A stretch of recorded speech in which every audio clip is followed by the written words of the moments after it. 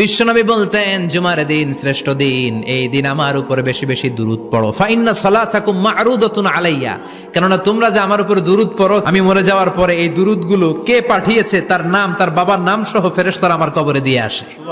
সাহাবারা বললেন, ইয়া রাসূলুল্লাহ কাইফা সালাতুনা মা'রুদাতুন আলাইক, আপনি মরে যাওয়ার পরে আমাদের দুরূদ কেমন করে আপনি দেখবেন? ওয়াকাদ আরিমতা, আপনি তো পচে গলে মাটির সাথে মিশে যাবেন।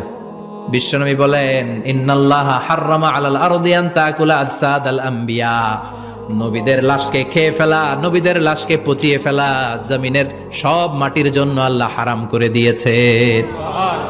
নবীদের লাশ পচে না, নবীদের লাশ গলে না।